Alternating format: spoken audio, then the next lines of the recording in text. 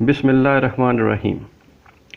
हमारा मुल्क आजकल कोरोना वायरस के साथ साथ टिड्डी दल नाम की एक और नई मुसीबत का शिकार हो रहा है। हालिया दिनों में टिड्डी दल एक अजाब की शक्ल में सामने आया है, जो आने वाले दिनों में मुल्क को ग़िज़ाई किल्लत बल्कि कहत जैसी सूरत हाल से भी दो चार कर सकता है। और कहत का नतीजा भूख से मौत के सिवा कुछ नहीं।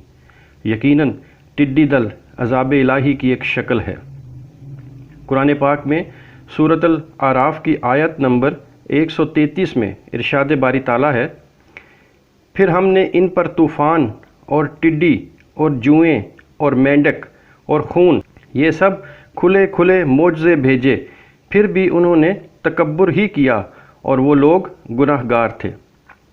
तारीख़ी हवालों से हमें पता चलता है कि हज़रत मूसा अलैहिस्सलाम के दौर में फ़िरौन की हुकूमत के दौरान टिड्डी दल का एक ख़तरनाक हमला हुआ था, जिसके सबब मिस्र जैसा सरसब्ज़ और खुशहाल मुल्क भयानक कहत का शिकार हो गया था।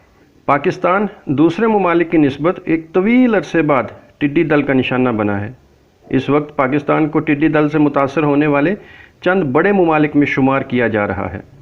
अब तक टिड्डी दल जनूबी पंजाब में तकरीबन 3000 एकड़ पर कपास को तबाह कर चुका है और अभी इसके हमलों में इजाफ़ा मुतवक्को है, जिसके नतीजे में हरीफ की फसलें इसका निशाना बनेंगी, जिनमें गन्ना, चावल और मकई नुमायाँ हैं। पाकिस्तान में इस वक्त टिड्डी दल तकरीबन आधे मुल्क में फैला हुआ है और लगभग 60 अजला इससे मुतासर हैं। महकमे ज़राअत के मुताबिक जून और जुलाई के महीनों में टिड्डी दल के मज़ीद लश्कर अफ्रीका से ईरान के रस्ते पाकिस्तान का रुख कर सकते हैं। इस वक्त भी ईरान टिड्डी दल से बहुत ज़्यादा मुतासर है।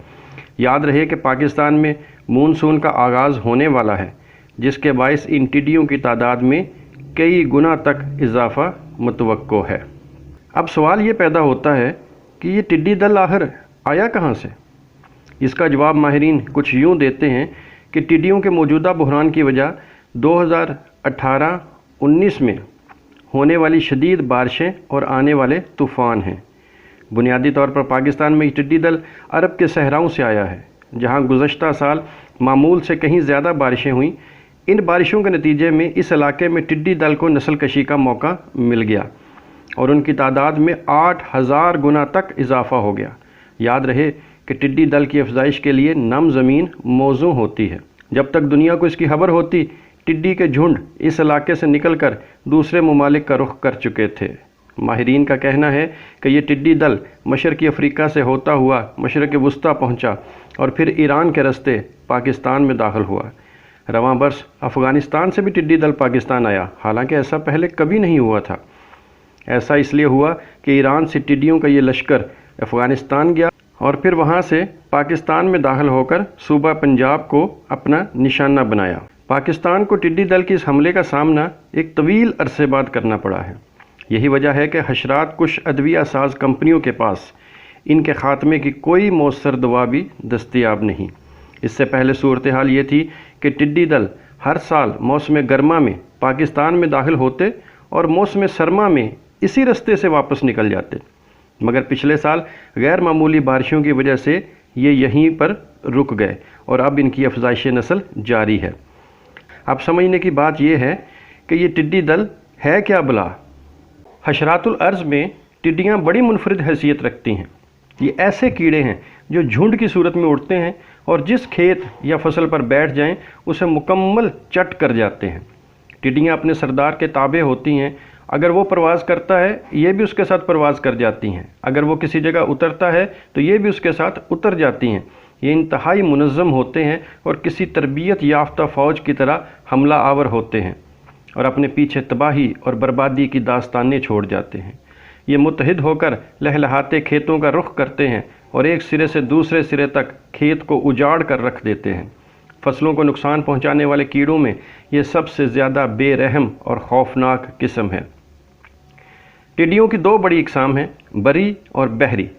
यहाँ हम बरी यानी ज़मीनी टिड्डी की बात कर रहे हैं, क्योंकि बहरी टिड्डी यानी समंदरी से आम तौर पर हमारा वास्ता नहीं पड़ता। हुलिये के एतबार से बाज़ टिड्डियाँ बड़ी होती हैं और बाज़ छोटी। ये सुर्ख, زرد اور سفید رنگ میں بھی ملتی ہیں۔ اس کی 6 ٹانگیں ہوتی ہیں، 2 سینے پر، 2 بیچ میں اور 2 آخر میں۔ اہل عرب اسے بھون کر بڑے شوق سے کھاتے ہیں۔ ٹڈیاں اڑنے والے کیڑوں میں سب سے زیادہ تیز رفتار ہوتی ہیں اور ماہرین کے مطابق یہ روزانہ 100 سے 200 کلومیٹر کا فاصلہ طے کر سکتی ہیں۔ ان کی رفتار 90 میل فی گھنٹہ سے زیادہ ہوتی ہے۔ اگر ہوا کی رفتار تیز ہو تو ان کی رفتار بھی بڑھ جاتی ہے۔ یہ سطح سمندر سے 200 میٹر کی بلندی پر اڑتی ہیں اور ان کا پھیلاؤ کئی کلومیٹر تک ہو سکتا ہے۔ اس کی پرواز کی رفتار، اس کا پھیلاؤ اور فصلوں کی بربادی کسی ڈراؤنے خواب سے کم نہیں۔ FAO کے مطابق ٹڈی دل کے صرف 1 مربع کلومیٹر بڑے جھنڈ میں 80 کروڑ بالغ کیڑے ہو سکتے ہیں، جو صرف ایک دن میں 35,000 انسانوں کی خوراک کے برابر فصلیں کھا جاتے ہیں۔ مادہ ٹڈی ایک سال میں 3 دفعہ انڈے دیتی ہے اور ہر دفعہ ان انڈوں کی تعداد 200 سے 1200 تک ہوتی ہے۔ ٹڈی کے انڈے دینے کا طریقہ بڑا عجیب ہے۔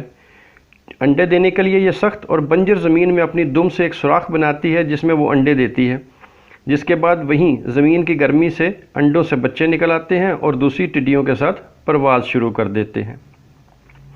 اللہ سے دعا ہے کہ وہ ہمیں اس عذاب سے محفوظ رکھے۔ آنے والے دن اور حالات اس بات کا تعین کریں گے کہ آئندہ کیا ہوگا، کیونکہ اگر یہ ٹڈی دل مزید کئی ملکوں کی سرحدیں عبور کرتا ہے تو پھر اسے کرونا کی طرح عالمی طور پر ایک وبائی کیفیت قرار دیا جا سکتا ہے۔